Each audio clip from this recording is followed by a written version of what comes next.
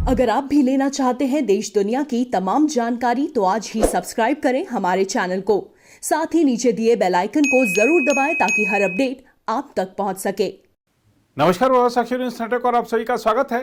ठंड से बचने के लिए आपने गर्म कपड़े निकाल लिए होंगे, हीटर भी सर्विस करा कर रख लिए होंगे, लेकिन जरा सोचिए हमारे उन जवानों की जो पूर्वी लद्दाख में भीषण ठंड का सामना कर रहे हैं और अभी और तगड़ी ठंड उन्हें झेलनी है।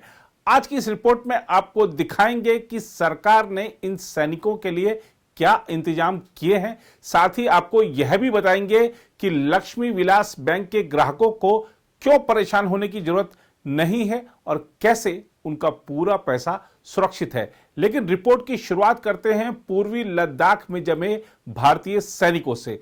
पूर्वी लद्दाख में पिछले 6 महीने से ज्यादा समय से तैनात सैनिकों के सामने इस समय सबसे बड़ी चुनौती भीषण सर्दी से मुकाबले की है। भारतीय सेना ने इसकी तैयारी जुलाई से ही शुरू कर दी थी। सैनिकों के लिए खास कपड़े और टेंट खरीदे गए हैं जिनमें 0 से 40 डिग्री नीचे के तापमान में भी आराम से रहा जा सकता है। पूर्वी लद्दाख में भारत और चीन के बीच गर्मियों में शुरू हुआ विवाद अभी सुलझ नहीं पाया है, इसीलिए 50,000 सैनिक अभी भी वहां तैनात हैं। गलवान, पेंगोंग और दक्षिणी पेंगोंग के इलाकों में तापमान अभी से -20 से -25 तक गिर गया है और इस इलाके में विंड चिल फैक्टर से तापमान 5 से 10 डिग्री और गिर जाता है। नवंबर के बाद तेज बर्फबारी शुरू हो जाएगी और 40 फीट तक बर्फ पड़ने की आशंका मानी जा रही है। इतनी सर्दी में किसी सैनिक का इन इलाकों में ज्यादा समय तक तैनात रहना शारीरिक तौर पर काफी कठिन होता है, लेकिन मोदी सरकार सैनिकों की हर जरूरत का खास ख्याल रख रही है। इसलिए एक बड़े अभियान के तहत राशन, केरोसिन, हीटर, खास कपड़े, टेंट्स और दवाइयों को पूरी सर्दी के लिए जमा कर लिया गया है। बेहद ठंडे मौसम में सैनिकों के इस्तेमाल के लिए खास कपड़ों के 11,000 सेट हाल ही में अमेरिका से मंगाए गए हैं। वहीं हाई ऑल्टीट्यूड और सुपर हाई ऑल्टीट्यूड में तैनात सैनिकों के लिए गर्म रहने वाले टेंट और साथ साथ लद्दाख में तैनात सभी सैनिकों के लिए स्मार्ट कैंप भी तैयार कर लिए गए हैं जिनमें बिजली, पानी, कमरे को गर्म रखने वाले हीटर, स्वच्छता और स्वास्थ्य संबंधी सभी जरूरतों को पूरा कर लिया गया है।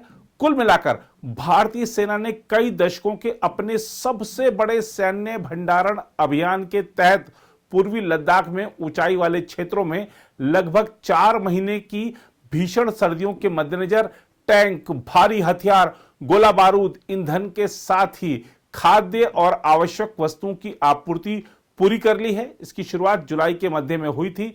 सूत्रों ने कहा कि अच्छी खासी संख्या में T-90 और T-72 टैंक, तोपों, अन्य सैन्य वाहनों के भी विभिन्न संवेदनशील इलाकों में पहुंचाया गया है। इस अभियान के तहत सेना ने 16,000 फुट की ऊंचाई पर तैनात जवानों के लिए बड़ी मात्रा में कपड़े, टेंट, खाद्य सामग्री, संचार उपकरण, ईंधन, हीटर और अन्य वस्तुओं की भी ढुलाई की है। देखा जाए तो यह अब तक का सबसे बड़ा साजो सामान अभियान था जो आजादी के बाद लद्दाख में पूरा किया गया है। अब बात करते हैं लक्ष्मी विलास बैंक की। बैंक के ग्राहकों की परेशानी तब बढ़ गई जब पैसे निकालने की सीमा तय कर दी गई। हालांकि अब लक्ष्मी विलास बैंक के प्रशासक TN मनोहरन ने कहा है कि बैंक के जमाकर्ताओं का पैसा पूरी तरह से सुरक्षित है। उन्होंने भरोसा जताया कि नियामक द्वारा तय समय सीमा के अंदर ही बैंक का विलय DBS बैंक इंडिया के साथ हो जाएगा।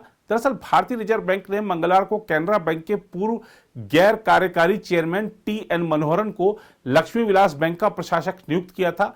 RBI ने संकट में फंसे निजी क्षेत्र के बैंक के निदेशक मंडल को हटाने के बाद प्रशासक की नियुक्ति की। बैंक पर लेन देन को लेकर पाबंदी लगाई गई है और प्रति खाता 25,000 रुपए की निकासी की सीमा तय कर दी गई है।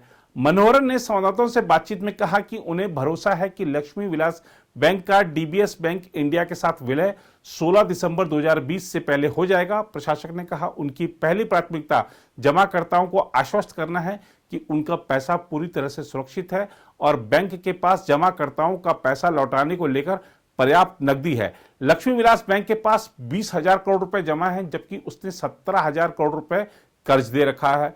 बताया जा रहा है कि आरबीआई विलय को लेकर अंतिम मसौदा 20 नवंबर को जारी करेगा।